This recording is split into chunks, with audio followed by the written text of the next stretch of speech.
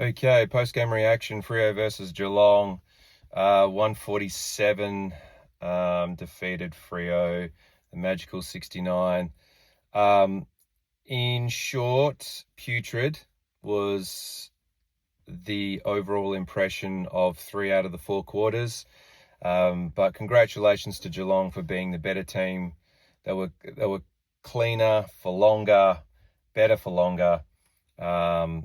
And statistically speaking, if you actually look at the breakdown of contested possessions, of clearances, hit outs, you would actually think Freo were only a few points, if that, in terms of a loss against Geelong, but clearly statistics lie in some instances. And what we actually saw was just a clinical performance from a team that were ready. I was somewhat dubious about the last 4 games of season 24 and a little concerned about the mental fragility heading into this game. Like, how would we go? And unfortunately, when the game got on their terms, wow, we capitulated pretty quickly. And I think the bounce back in the third quarter was due to a couple of things. I think out of necessity, Chappie comes back on. I think Murphy Reid forced to go forward and actually kicking 4 goals was bloody awesome. So well done to the kid on his debut. But Geelong really took the foot off the gas in that third quarter as well.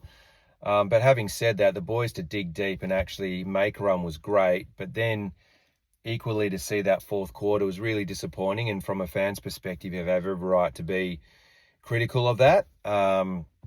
I think we're a much better team than that, clearly. And it's only one game in a season, and I get that. But from a fan's perspective, you really want the start of a season to be the sign of things to come. And for us, we're now changing the narrative of that and saying, well, you know, let's have a look at how Brisbane's season started last year, and they ended up in a granny and winning, which is great.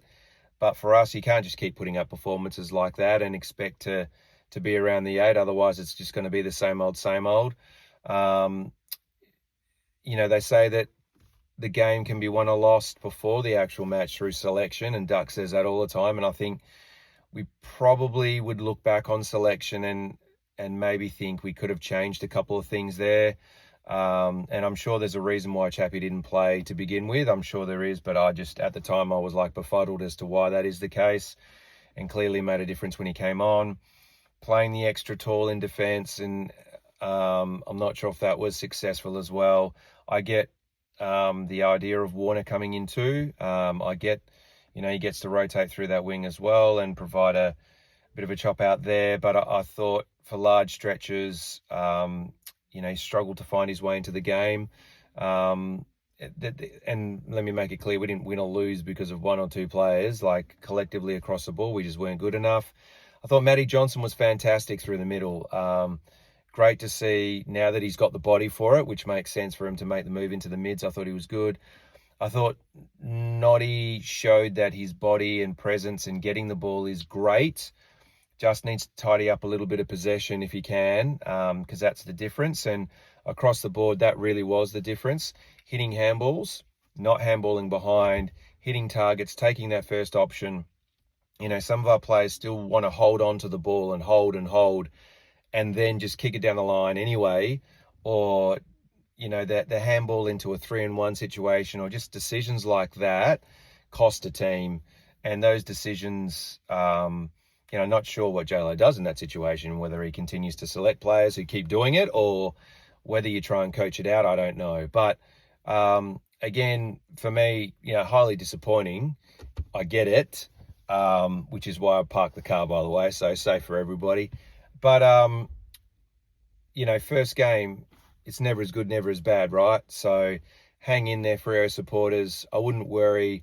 All signs in the pre-season were that we're northward bound, and we've got a few players to come back, and I get that. And how the boys bounce back from this will be the most telling factor for our season. So how we bounce back, and if we learn from the errors from this game turn that negative into a positive and go, well, if we really do learn from those fundamental errors that were made structurally as well, and be the best version of ourselves going forward, then anything's possible. So whilst, I'm incredibly disappointed, it's not season over. So let's just be realistic there and get around the boys this week. Someone sent an SOS, how are you going, Duck? Because he's probably in struggle town on the way back from Geelong. So looking forward to seeing the big fella on Monday. I've got a lot more to say on Monday. But, what do you do, right? So, all right, let's go Freo. Hang in there. And that's my uneducated viewpoint.